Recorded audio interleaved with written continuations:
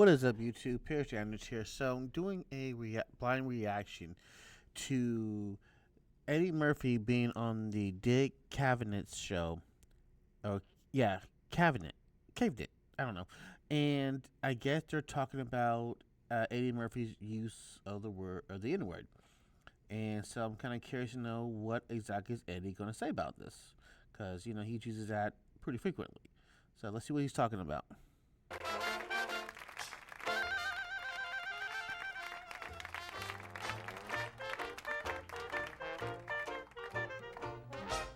How about that band, huh? Hey, isn't that something? Hey, they're great, aren't they? What's the name? What's the name of the band? What's the name of the band? New Orleans Jazz Band. You really want to go to New Orleans band, don't you? The New Orleans Jazz Band. Yes. Are you from New Orleans? Argentina. You're from Argentina. But you just want to be in New Orleans so bad. You hope? He wouldn't be in New Orleans so bad. This is his way of manifesting going to New Orleans. To go there? What y'all gonna do when y'all get there? Just start playing? Eddie, Huh? we've told them this is New Orleans.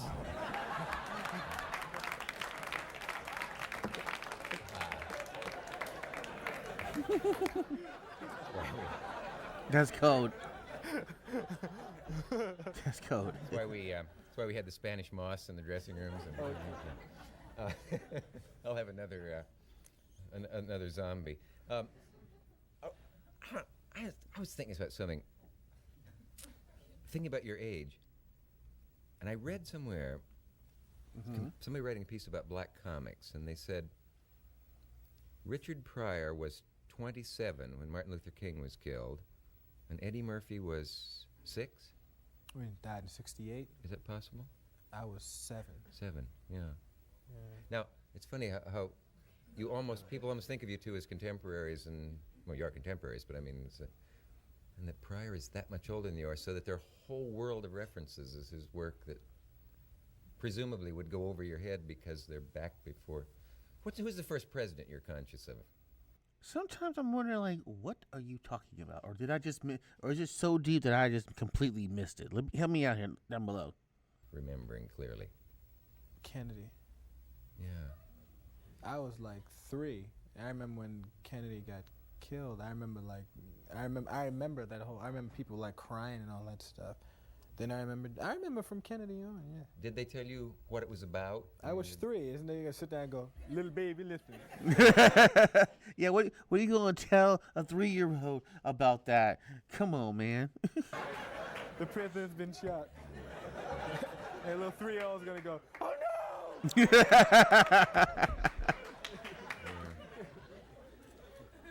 I guess the laughter is about the fact that was a dumb question. He asks a lot of dumb questions. I thought that was just maybe the 1 or 2 interviews. No, he asks a lot of dumb questions. You were 3 years old. So what do you think about? What do you think about Kennedy being assassinated? What's he supposed to know? No, but I can imagine your parents saying, I want you to remember that. I know a lady was held up when she was a baby and said, now take a good look at that man in white. That's Mark Twain. Someday you'll remember this. And Yeah, but Mark Twain didn't have a hole in his head. she vomited. No, but she remembers that clearly, that man in the white suit, you'll want to remember. It's Mark Twain. Have you ever read Mark Twain? Would you like to read Mark Twain? Not a drop. This is such an awkward conversation. Wow. See, that's too bad, because you and he are two of our great comic talents in various ways. You'd love Huckleberry Finn. Oh, I've seen it. On the shelf? No, I mean, I've seen the movie. Oh, seen the movie, yeah. Are you offended by the word nigga in it? Why? I mean, damn, you just say that shit right now? Where'd that come from? I mean, he was waiting to say that. Did I say that? I mean, you said it loud and clear, my man. He's like possessed. No, it's just that there's a big flap in various parts of the country where people want that, great American novel taken off the shelves because of the word nigger. Nigger Jim is a character. Oh, I thought you were saying the various parts of the country where they enjoy hearing someone say that on television. Oh, no. And it says cable. This was on cable? Okay, I didn't know this was on cable, but This is awkward. He would not be saying that right now. He'd be saying the I N-word. was sitting in Memphis like this. I like that, Cavett, boy.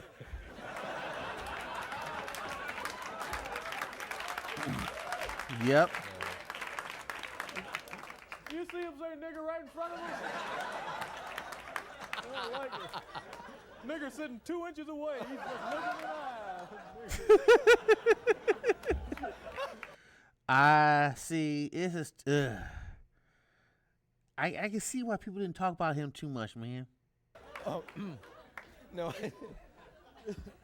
No, you know me better than that. I mean, the fact that I've done shows with George Wallace, And then we gotta make sure you ain't racist, so we gotta run your little black resume. Got it. Let's go do it. Lester Maddox, and yet we're friends, and I think that's what America's all about. Is that right, folks? I've always wanted to see that on a show. You know, no applause. I mean, I think this is one of the great countries, and that parents should spend more time with their children. Isn't that right, folks? And nothing, no applause. But I did show. He does not know how to interview black. Yeah, because he did this with Richard Pryor, and he did. I did one other reaction to that. He does not interview black people very well, and I don't know. It's almost like he's a closet. Well, maybe not so too closet, but he doesn't know what to say, or maybe he's a closet racist. I don't know. You'd have enjoyed because I guess was Lester Maddox, then a famous racist, walked off the show because he felt that I had insulted him and the people of Georgia. And the fact that Jim Brown and Truman Capote were the other two guests may have had something to do with Lester the Maddox, strange. Jim Brown, and Truman Capote. Yeah, that was a good. 3 the hard way. I wonder how old you were when that was on. That would have been 73. I was born 61. I was Yeah. 12. You probably weren't watching my show every night. Not a drop. I was 12 Yeah, what was he watching at? Why would we watch your show right now? I'm barely trying to watch the show my damn self. years old. I was going to see Bruce Lee movies at Roosevelt. Ooh, man. Clint, remember when Bruce Lee used to come to the Roosevelt Theater and we'd get to the Hess Station and see Bruce Lee? Oh, yep. Yes, I feel that bad was my idol when I was. I know, and I upset you badly once, and I feel bad about that. Oh, yeah, Bruce Lee rumor? Yeah. I don't believe that. Huh? That's not true. What about? You know what you said. I don't want to say it again, but you know rumors you always, put it this way, you know rumors you always hear about people and you go, him? Nah, one of those rumors. Like, Eddie is really carrying this interview, and what gets me is he's the one being interviewed. Nice to his mother. Yeah, well. That's not true. Have it your way, Eddie. Not Bruce. Bruce was bad, man. Bruce Lee and Elvis Presley, those were guys that was like coming up. Yeah, Presley was your. Well, I like Presley too. Of course, I knew him when he was young. Young Presley, when he first came along in the days when Ed Sullivan shot him from the waist up, because they didn't dare show his gyrating hips. That thought it might turn on. I got turned on to Presley from his movies. That's when I got into Elvis Presley. That's right. He did a lot of Elvis Presley movies. Presley fiend.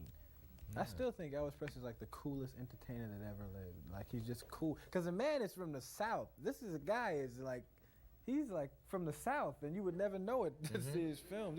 My mom watches a lot of these films too. You put a Elvis Presley movie on right now, she would watch it all day. He's a really cool guy, Elvis Presley. Not saying that Southerners aren't cool, but Elvis was from Tupelo? Tupelo, Mississippi, yeah. Now that guy, there's a guy like back when Elvis was born, there was no shoes in Tupelo. This guy is like real hip, one shoe. Yeah. Because there was no shoe business, or no business like shoe business in Tupelo. See how you try for a joke and miss it? Listen, my wife's relatives, though, can remember. Yeah, I really think. That was a bad one, yeah. My wife. I think Eddie intimidates him. I think so. My wife's relatives can remember the following: hearing on a hot summer day a voice say, "Elvis Presley, you get off that fence with that guitar and get inside and do some work." Your wife knew Elvis Presley? He was in Tupelo, right? And when she was relatives of hers, and they were in that area. Elvis Presley, get off that fence with that guitar? You get off that fence and do some work. You go and wash your hair. Wash your hair? Yeah. You are the laziest boy. I mean the laziest boy. Your wife is he imitating his wife? Is from Tupelo? She doesn't talk like that, but she's. And she knew. Then who talks like that? A black woman? Elvis? No, she's from Greenwood in the Delta. And Wow. Elvis was, he was the kid on the fence who was supposed to go in and Isn't that something? do some work. Yeah. As Bob Hope would say, hey, isn't that something?